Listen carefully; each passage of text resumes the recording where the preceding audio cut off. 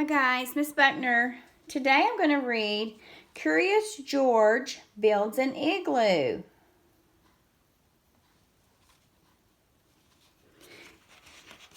George is curious about ice and snow. It was a beautiful winter morning. George was up early. Next door, his friend Bill was up too. Bill was building a house out of snow. "It's called an igloo," Bill said. "I'm going to sleep in it tonight." George wanted to help. He also wanted to sleep in the igloo. It would be a lot of fun. George tried stacking some blocks of snow. It was not easy. They kept slipping and sliding. "First, you make a circle in the snow," said Bill. "The snow blocks go around the circle. This makes a sturdy base for more snow blocks to go on top." Bill showed George how to stack snow blocks on top of the base. Around and around they went until there was only a hole left at the top. "The last piece is called a keystone," Bill said. "It keeps all the other snow blocks in place."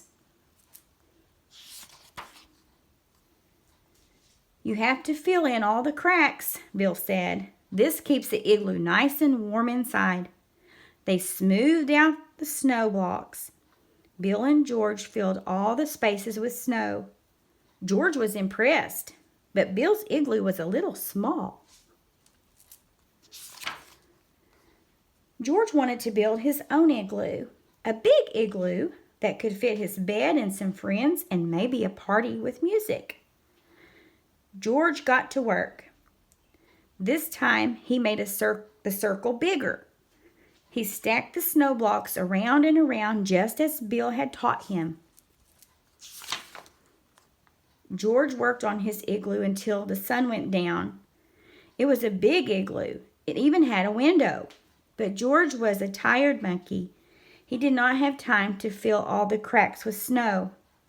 The man with the yellow hat helped move George's warm bed into the igloo. George bundled up and went to sleep. Soon George woke up. He was very cold. The window was drafty. The cracks were letting the cold air in. George really wanted to spend the night in an igloo. What could he do? Then George had an idea.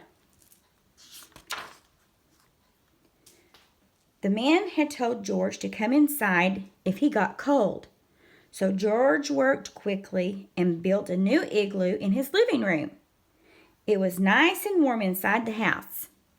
He crawled into his new igloo and went to sleep again.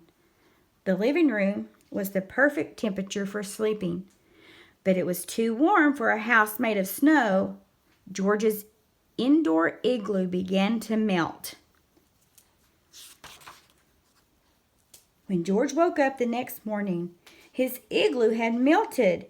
It had turned into a big puddle and a big mess to clean up. Lucky for George, his outdoor igloo was still standing.